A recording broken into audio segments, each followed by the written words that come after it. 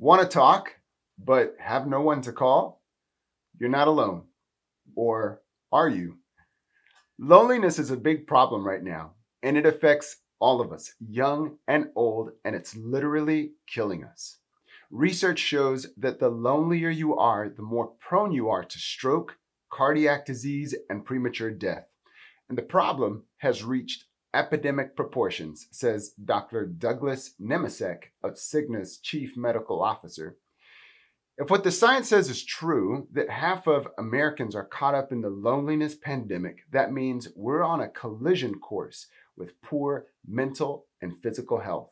And we have got to do something about this. The Bible tells us that we were created for connection with one another. But how can we become more connected in such a disconnected world? Well, in the fight against loneliness, God gave us the gift of family. Ephesians 1:15 says, God decided in advance to adopt us into his own family by bringing us to himself through Jesus Christ.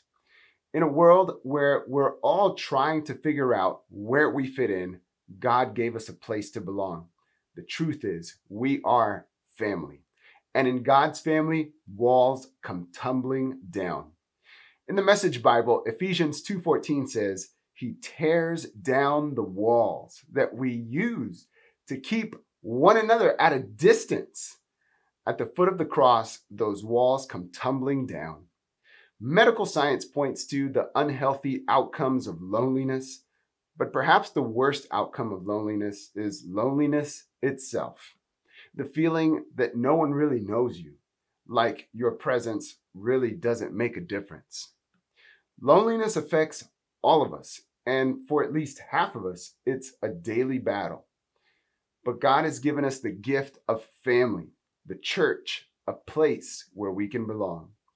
These days, it seems that the hurdles to connection seem to make connection more trouble than it's worth. But I want to encourage you to make connection a priority. Right now, God might be calling you to join a group or to volunteer in what God is doing through Stonebriar in our area. I want to encourage you to visit stonebriar.org and click or tap the connection button at the top of the page. Can you imagine yourself connected in God's family, having people to do life with and pray with, making an impact in our church and community? God intended that his family be connected. God might be calling you right now to join a group or to volunteer today. Right now, go to stonebriar.org and click or tap the connection button at the top of the page.